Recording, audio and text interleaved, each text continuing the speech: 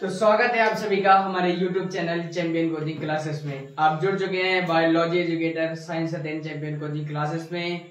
तो आज का हमारा टॉपिक है युग्मक जनन, मानव जनन का एक मोस्ट इम्पोर्टेंट टॉपिक जिसे कहते हैं युग्मक जनन। युग्मक जनन हमारे नर में भी होता है और मादा में भी होता है। तो आज हम नर युग्मक जनन की प्रक्रिया को पढ़ेंगे, कैसे होता है शुक्र जनन। आइए पढ़ते हैं। शुक्र जनन, युग्मक जनन। क्या होता है युग्मक जनन? युग्मक निर्माण की प्रक्रिया युग्मक जनन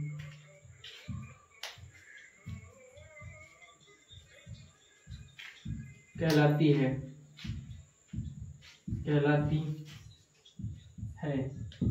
युग्मक निर्माण की प्रक्रिया युग्मक जनन कहलाती है। युग्मक नर युग्मक,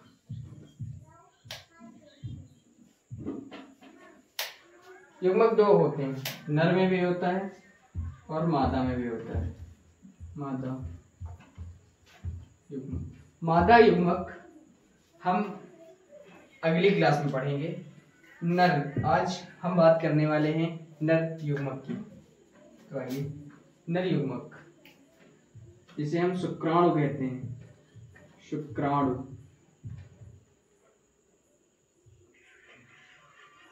हमने जब नर जनन तंत्र की संरचना बताई थी तो आपको बताया था कि शुक्राणु का निर्माण वृषण में होता है। कॉन्सेप्ट क्लियर है? शुक्राणु का निर्माण वृषण में होता है। वृषण,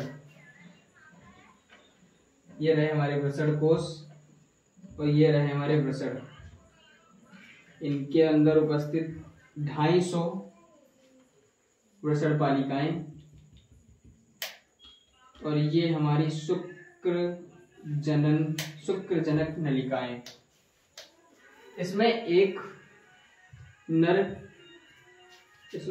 जर्म कोशिका होती है, नर जर्म कोशिका, और एक सरटोली कोशिका।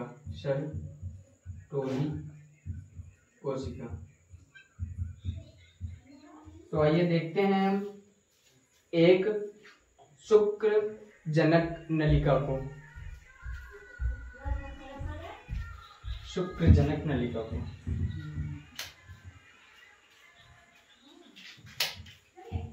उसे देखने से पहले एक बात हम बता दें तुम्हें। शुक्राणु निर्माण की प्रक्रिया शुक्र जनन कहलाती है। शुक्राणु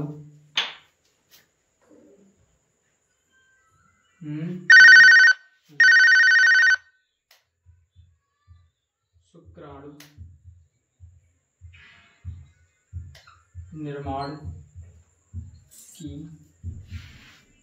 प्रक्रिया शुक्र जनन कहलाती है। शुक्र जनन कहलाती है, जिसके बारे में आज हम बात करने वाले हैं। शुक्र जनन। क्या होता है शुक्र जनन? शुक्राणु के निर्माण की प्रक्रिया को शुक्र जनन कहते हैं। कॉन्सेप्ट क्लियर है? तो आइए,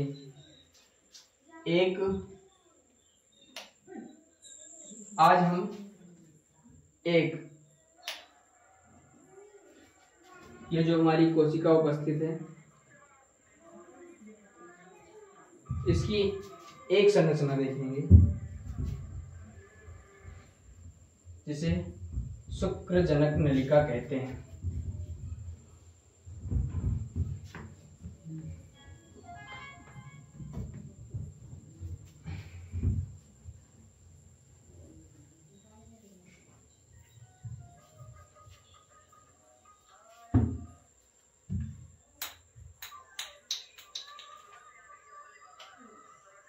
ये रहा हमारा, इसके अंदर अनेकों, ये हमारी नर जर्म कोशिकाएं हैं, नर जर्म कोशिकाएं, नर जर्म कोशिकाएं, नर जर्म कोशिका।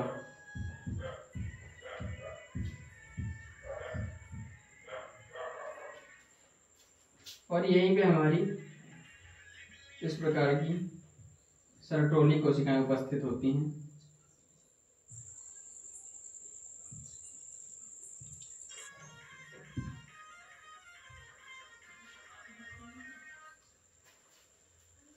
ये हमारी सर्टोली कोशिकाएं, सर्टोली कोशिका।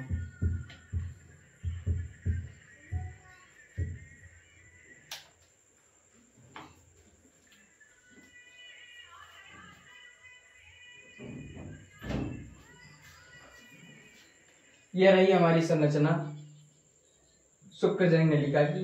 उसके अंदर उपस्थित हमारी नरजर्म कोशिकाएं और सर्टोली कोशिकाएं। इन्हीं नरजर्म कोशिका से शुक्राणु का निर्माण होता है। और ये जो हमारी रहती हैं सर्टोली कोशिकाएं, ये हमारे शुक्राणु को पोषण प्रदान करती हैं। अब शुक्राणु का निर्माण कैसे होता है?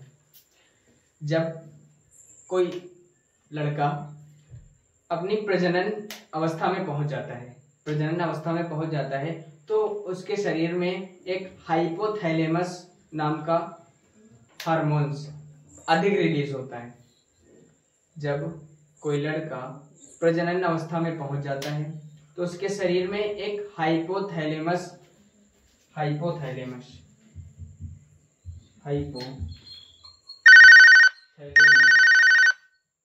नाम का हार्मोन्स रिलीज होता है। ये हार्मोन्स आइए देखते हैं।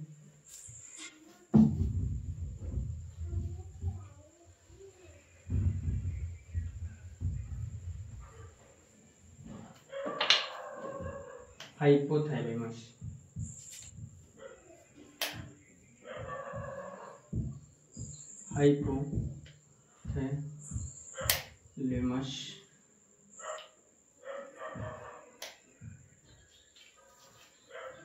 गोनेडोट्रोपिन हार्मोन्स, रिलीजिंग हार्मोन्स, इसकी प्रेरणा से होता है। ये हाइपोथैलेमस हार्मोन्स हमारे शरीर में जब अत्यधिक बढ़ने लगता है तो हमारी ये मस्तिष्क में जाके पीयूष ग्रंथि को प्रेरित करता है। ये हाइपोथैलेमस हार्मोन्स जब अत्यधिक बढ़ने लगता है तो हमारे मस्तिष्क में जाके पीयूष ग्रंथि को प्रेरित करता है। और यही हमारी पीयूष ग्रंथि दो हार्मोन्स का स्रावण करती है। Number 1 LH hormones, number 2 FSH hormones. FSH hormones, LH luteinising hormones,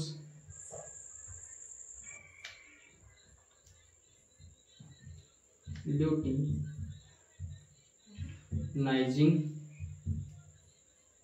hormones,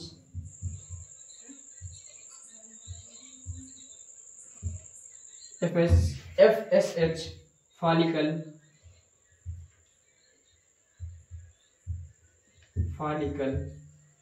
stimulating hormones.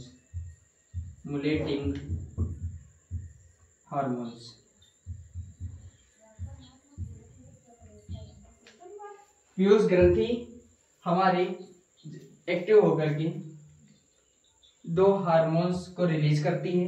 Number 1 LH luteinising hormones, number 2 FSH follicle stimulating hormones. LH luteinising hormones, ये ल्यूटिनाइजिंग हार्मोन्स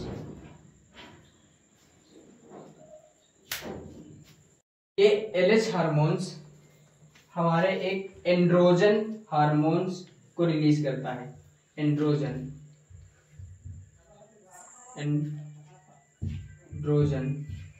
हार्मोन्स को रिलीज करता है। Androgen hormones को release करता है जो शुक्राणु का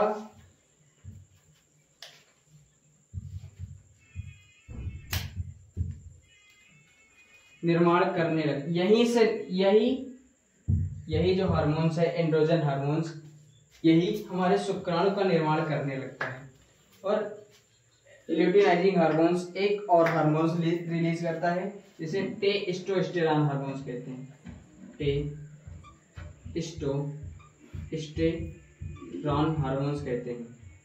इस हार्मोन्स का काम होता है, आपने देखा होगा कि लड़कों के दाढ़ी बड़ी होने लगती हैं, मसल्स बिल्ड होने लगती हैं, आवाज भारीपन होने लगता है, वो टेस्टोस्टेरॉन हार्मोन्स के अत्यधिक रिलीज होने के कारण होता है। और इस एंड्रोजन हार्मोन्स जब रिलीज होता है तो शुक्राणु का निर्माण होने लगता है।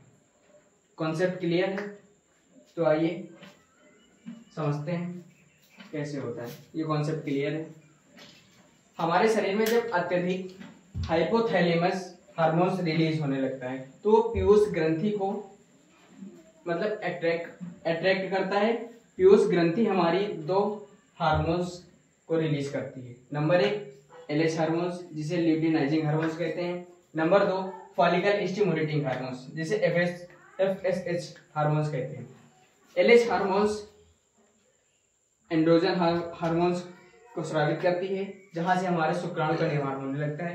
एंड्रोजन हार्मोन्स हमारे शुक्राणु का निर्माण करने लगता है। और टेस्टोस्टेरॉन हार्मोन्स, आपने देखा होगा कि लड़कों को दाढ़ी बड़ी होने लगती है, मसल्स बिल्ड होने लगती हैं, आवाज भारीपन होने लगता है। तो टेस्टोस्टेरॉन हार्मोन्स के अत्यधिक रिलीज होने से ये सारी प्रक्रियाएं हमारे लड़कों के शरीर में होती हैं। एफएसएच हार्मोन्स ये सर्टोली कोशिकाओं में होता है। सर्टोली कोशिकाएं ये शुक्राणु एलएच हार्मोन्स शुक्राणु की निर्माण की प्रक्रिया में सहायता करता है। और एफएसएच हार्मोन्स सर्टोली कोशिकाएं शुक्राणु को पोषण प्रदान करने में सहायता करती हैं। कॉन्सेप्ट क्लियर है? तो आइए देखते हैं। स्क्रीनशॉट करना ना भूलें।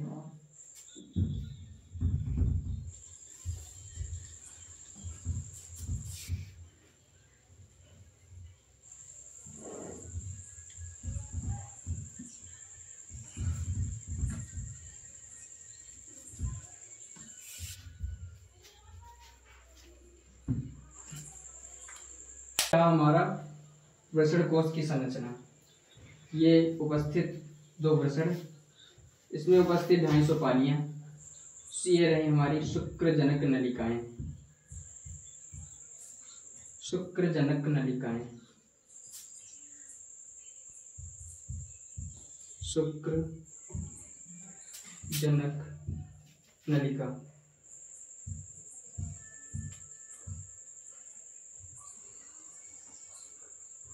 इसमें हमारी एक थी नर जर्म कोशिका जहां पर शुक्राणु का निर्माण होता है। नर जर्म कोशिका,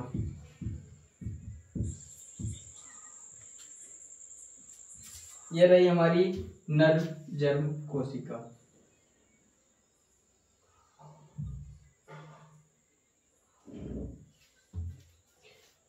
ये हमारी द्विगुणित संरचना होती है, मतलब इसमें 46 गुणसूत्र होते हैं।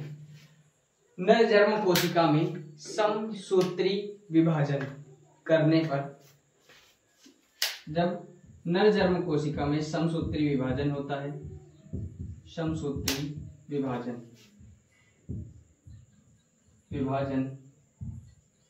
होता है, तो यहां पर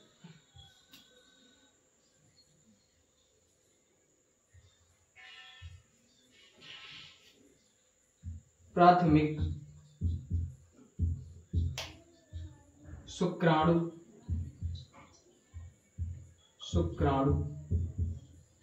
कोशिका का निर्माण होता है, कोशिका का निर्माण होता है। अब हम बता दें कि प्राथमिक शुक्राणु कोशिका भी द्विगुणित होती है।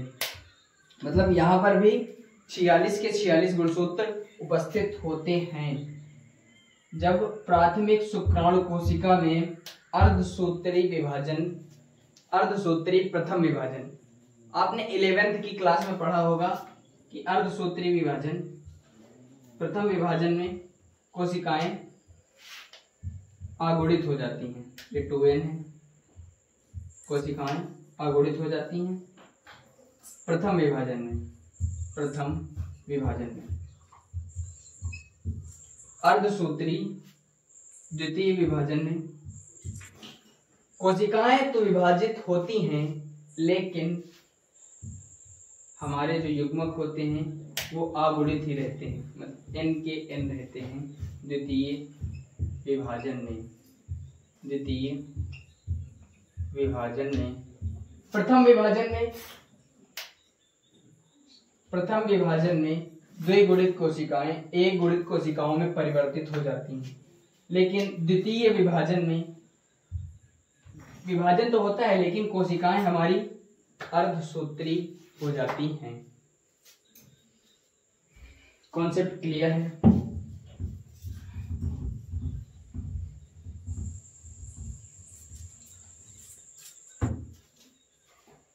तो यहाँ पर प्रथम प्राथमिक शुक्राणु कोशिका में अर्धसूत्री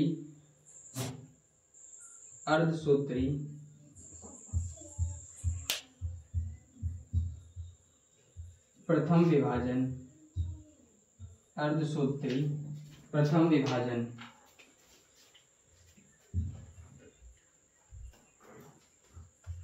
अर्धसूत्री प्रथम विभाजन के पश्चात, यहाँ पर हमारी द्वितीयक शुक्राणु कोशिका का निर्माण होता है। द्वितीयक शुक्राणु कोशिका का निर्माण होता है, जो कि कोशिका अगुणित रहती है। इसमें 23 गुणसूत्र होते हैं। प्रथम विभाजन द्वितीयक शुक्राणु कोशिका का अर्धसूत्री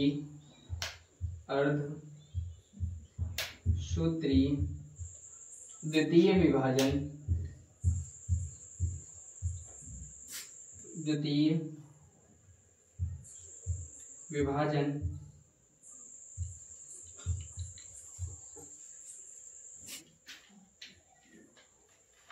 करने पर यहाँ पर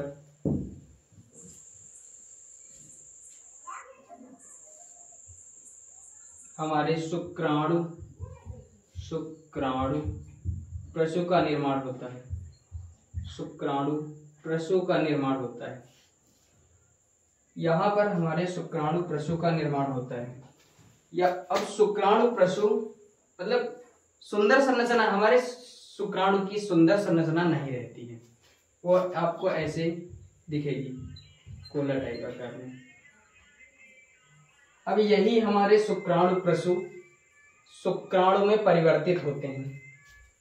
शुक्राणु में परिवर्तित होते हैं। आपने शुक्राणु की संरचना देखी होगी, ये उसका हेड है और यहाँ पे उसके पूंछ निकली रहती है।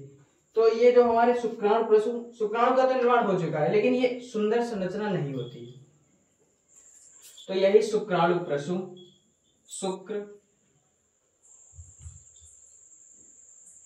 शुक्राणु जनन करके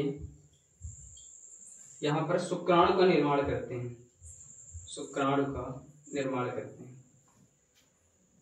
शुक्राणु जनन